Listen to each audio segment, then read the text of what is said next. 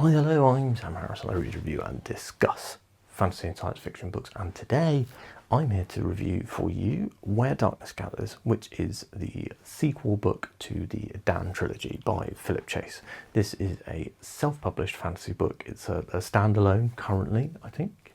Don't know if Philip plans to do any sequels. I would love a sequel if you're into it. And this is, as I said, it's a sequel to the Edan Trilogy, so while it is kind of standalone, it's not actually at all, because you do need to have read the Edan Trilogy or this will massively spoil the Edan Trilogy for you. But this is the story of kind of what happens to the world like 16 years after the end of a big climactic apocalyptic level fantasy trilogy event sort of thing. So we are following some of the characters from the previous books. So we're following Norn and Sequara and a couple of others. And we're also following some new characters, which I really liked. So new, younger characters, all of which were born around the kind of end of the previous series. Some of those characters are children of major characters. So yeah, there's a lot to love in this book. If you are the kind of person who likes seeing those like sequel series that are set like 30 years later or whatever, and like see how the world has moved on, this is absolutely one of those, and I really loved it for that. Now, this review is going to be spoiler free for Where Darkness Gathers. However, there may be elements of the original trilogy that I would need to spoil in order to discuss Where Darkness Gathers. So if you haven't read that original trilogy, I mean, like, highest recommendation from me, Return to Edan, which was the final book in the trilogy, was my book of the year last year. And I'm not even joking when I tell you it wasn't close. Like, the gap between book one and book two onwards was pretty big, to the point where, like, I finished reading Return to Edan and was like, that might be the best book I've read since starting the channel. And I've read a lot of fantastic books since starting the channel. I've often used the metric in the past of saying, like, this feels like a 6-star book, and Return to Edan definitely felt like that. I felt like it was interrogating ideas and trying something new and interesting that I hadn't really seen from fantasy before. Admittedly, maybe that is my narrow window of fantasy reading, in that I did read a lot of fantasy growing up, and then when I came back to it with Sanderson in 2021, I mostly read Sanderson, and then I read Dresden Files, and then I read a few other bits, and now I've read a bit more widely. But I actually have read quite a lot of my reading has been more modern stuff. I do need to go back to more classic stuff, like reading the Edan Trilogy and reading Wheel of Time has really shown me that that's where, like, a lot of my love of fantasy comes from. The kind of books that were being published in like the 90s. Maybe I need to go back there. But anyway, so Where Darkness Gathers is a really interesting book, because we have a lot of parallels to characters from the previous series in our kind of new central trio. And what I like is that the situations and the personalities are quite mixed up. So we have Rial, who is kind of the lead of the book, who is an incredibly powerful kind of sorceress, I guess, with and is incredibly strong in the gift, to the point where she's like the most strong of anyone in the book. And a lot of her conflict is around that she does not have enough. She's like worried about the control she has. She's worried about what the gift is doing, and she's worried about what she might become. Then we have oh my god, how am I blanking on the names? Two very good characters. We have Kel, I remember. Kel, who is a kind of like book one Imhar, where he's like a bit more of a mischievous presence. He's a lot like Matt from Wheel of Time, actually. He's kind of this mischievous presence who has kind of a lot of trauma in his kind of in the back that he's kind of pushing down with this like humorous output. He's also a bit of a like chancer, a bit of a lad, if that makes sense. And I really enjoyed his character. All three of the central new cast in this book, I feel like could have been the protagonist of the book, or of an entirely new series by themselves. And the third character, whose name is Volund, is a Thoth. So he's from the place where Orvandil and those characters are from. So like a kind of a Viking-y, Norse-y, proud warrior race. And he's kind of comes into contact with the other two characters who are both from Astrolad, and they are kind of all thrown together, as it were, by him, like Hel and Rial and Volund kind of banding together to defy their parents in a way, and also to kind of push out on their own, to feel like they are capable, they can do big things, they can save the world.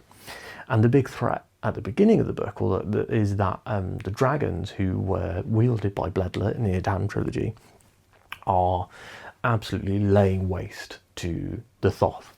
So it's, the queen of the dragons, she is burning cities, she is killing thousands, and the leads are very much like, well, we have to do something. And Rial is like, I'm powerful enough, I can take control of the dragon. And Volund is like, I need to kind of like protect you and get you there. And Kell is like, oh, I've got the money, I can fund this trip across the world. So it's a really interesting setup, and all three characters have their own kind of set place in the narrative that really works. Volund has the least kind of page time, and I felt like he's the one that I would like to see expanded the most in a sequel book. But also I think his conflict is the least clear out of all the three. So you have Kell's conflict of like his noble birth versus feeling kind of ostracized because of who his father is. And then you have Rial's conflict, who is like, she's extremely mega powerful, but she doesn't really think she has control of it.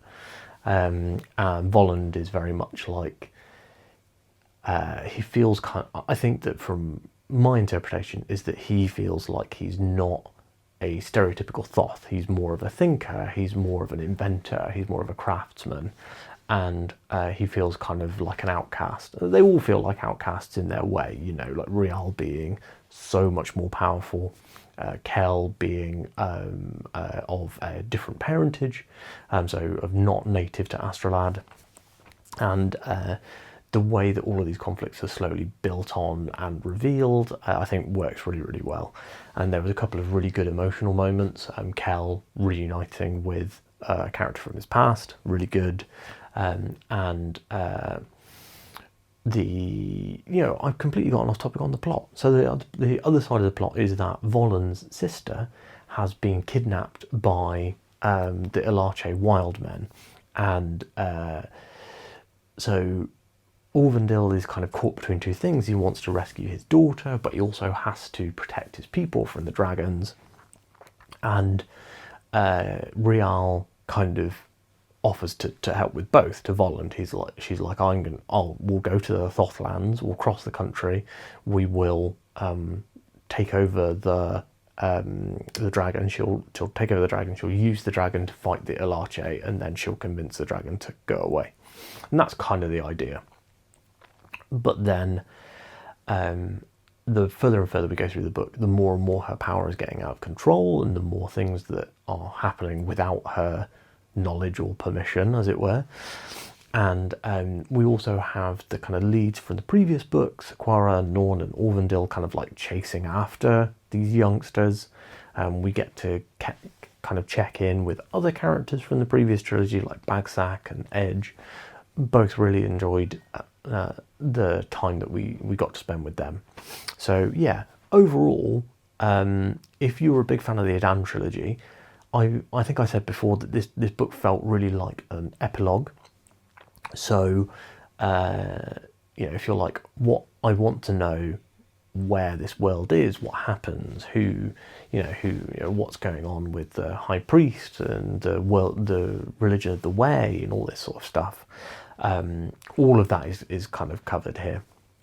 And again, we get to catch up with all these characters 16 years later, which I really, really like and really appreciate. I always like when we get to catch back up with characters at a later date and see what they're up to, and I think that those were particularly well done here. I really enjoyed this book, and if you have read the Edan Trilogy, I would say that this isn't essential by any means. The Edan Trilogy is a complete story that you can get your beginning, middle and end on. But if you like at the end of Return of the King, there's like 17 different endings. This feels like compiling a lot of characters' endings, or like what happened next to those characters, and putting that all in one kind of new story with some new protagonists to kind of push the world onwards. So yeah, I'd love to see more of this series. I'd love to see more of this world, more of these new characters. Volland, Kell and Rial I really, really loved. I loved their relationship to each other. And I feel like there's a huge amount of potential in those characters. So I do hope that Philip one day returns to these. I don't know if he has any plans to. I think he's been saying that this is like a standalone sequel, as it were. But yeah, would love to see more. And if you have read and enjoyed the Edan Trilogy, then I cannot recommend anything higher. Really, really enjoyed this book. And I think that a great epilogue, a great book, and it's just a really nice, almost like a comfort read, because it's a world that you love. It's got really interesting stakes, and like I said, the new characters that Philip introduced, I really, really liked. So that's everything. That's my entire review. A shorter one today, but it's hard to go too deep into discussing this book without spoiling huge elements of stuff, because the story itself, I think, works, is really well intertwined with the character growth and all that sort of stuff. So yeah, highly recommend, would suggest reading this book. Thanks so much for watching today's video. If you liked it, please give it a like. If you have read this book, I would love to hear your thoughts in the comments down below. So drop down, let me know what you thought. I'd love to chat with you down there. And of course, if you'd like to see more videos, please subscribe. I've also reviewed all 3 of the Edan Trilogy books, so if you're interested in watching my reviews for those, they will be, I believe that there's a playlist. If there isn't a playlist, I'll make one. Thanks so much for watching, and I will speak to you soon.